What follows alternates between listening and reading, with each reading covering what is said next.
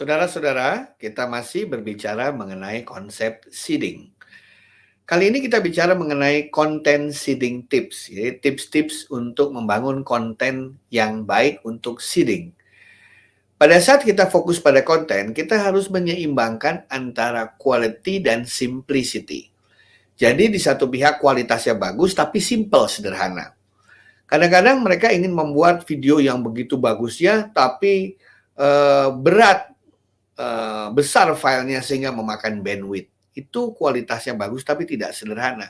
Sementara kalau terlalu sederhana dianggap kurang menarik. Kalau hal itu kita harus menyeimbangkan antara kualitasnya oke dan juga sederhana, simple, mudah dimengerti.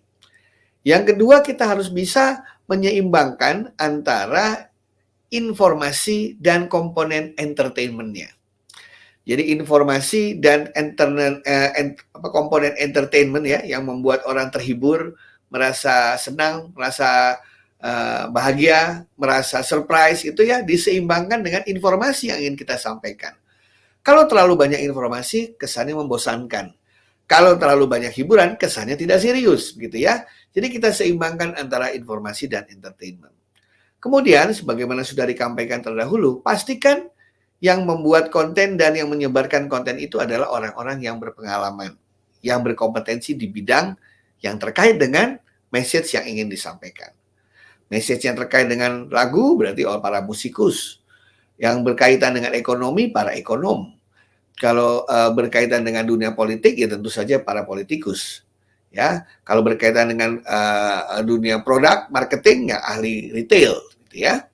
Dan kemudian pastikan bahwa audiens yang ditargetkan itu benar-benar audiens yang tepat yang bisa membuat konten itu benar-benar dinikmati dan diviralkan. Tidak sembarangan audiens yang mungkin tidak berhubungan sama sekali dengan konten yang ingin kita sharing.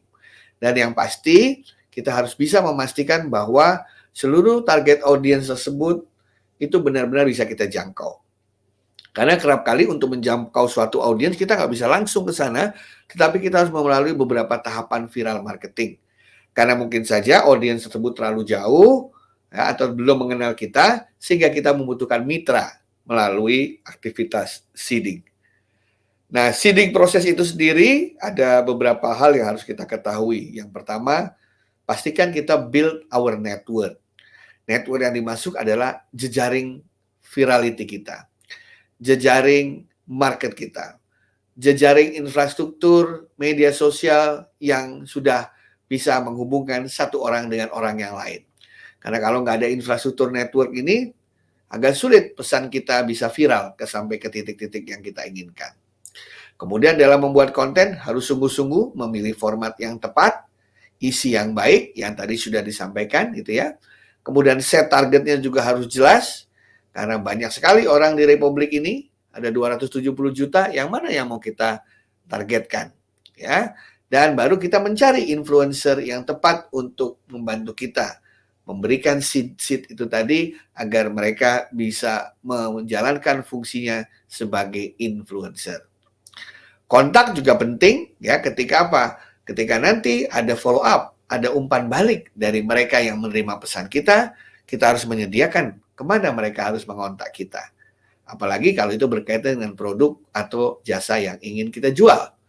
Dan yang paling penting kita juga harus bisa memonitor dan menganalisis sampai di mana proses viral sudah terjadi. Efektif tidak pemilihan influencer yang baru saja kita tetapkan? Ya, dan yang paling penting apakah influencer kita berhasil mengconvince orang lain, meyakinkan orang lain untuk percaya pada pesan kita. Tidak hanya itu, memberikan motivasi mereka untuk bisa menyebarkannya ke tempat-tempat yang lain. Dan yang terakhir adalah memaintain network kita yang berhasil ini. Kalau kita sudah berhasil membangun network viral ini, maka kapanpun kita ingin memviralkan berita-berita kita sudah memelihara atau memiliki network yang sesuai dengannya. Mengenai channel, banyak sekali, paling banyak itu seeding itu paling enak lewat social media, karena banyak influencer pasti dia menggunakan social media. Ada juga influencer yang menggunakan blog ya, mereka mengikuti blog-blog dari tokoh-tokoh atau influencer yang sangat mereka kagumi. Bisa juga melalui video platform ya dari YouTube biasanya ya atau melalui forum yang dibentuk atau dimoderatori oleh influencer tadi. Ini empat channel yang paling baik untuk menanamkan seed: social media, blog, video platform, dan forum. Nah, mengenai basic tools yang bisa kita pakai, ya yang paling penting ya, karena sudah pernah saya beritahukan bahwa dalam melakukan viral marketing via social media, semuanya bisa terukur. Untuk bisa mengukur itu, kita harus punya aplikasinya. Kita harus ada tools-nya. Tools-nya dikatakan atau dinamakan sebagai media monitoring tools. Kita bisa melihat melalui web analytics tools. Kita bisa melihat berapa orang yang sudah mengakses pesan kita. Bagaimana kinerja influencer. Sudah sampai mana pesan kita itu sampai. Apakah pesan itu benar-benar diterima dengan baik? Apakah di-reply? Apakah di-forward? Gitu kan ya? Apakah di-like, dislike gitu ya? Dan lain sebagainya. Karena hanya data-data inilah yang bisa membantu kita mengetahui efektif atau tidak efektifnya strategi seeding yang kita lakukan.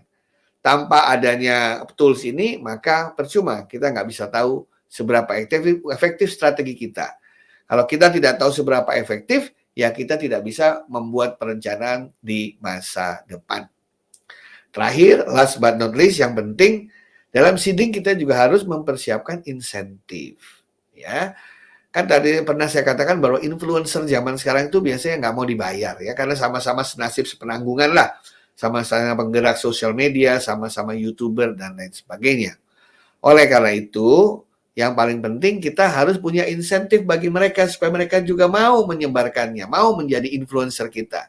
Dan itu tidak selalu melulu masalah uang, tapi bisa saja karena persahabatan, karena fun ya, kontennya fun gitu ya, karena yang bersangkutan juga belajar, atau yang bersangkutan merasa ikut memberikan kontribusi terhadap pesan yang ingin kita sampaikan, karena mungkin sesuai dengan visi misi hidupnya, atau dengan cara kita memberikan apresiasi dan berbagai jenis hal.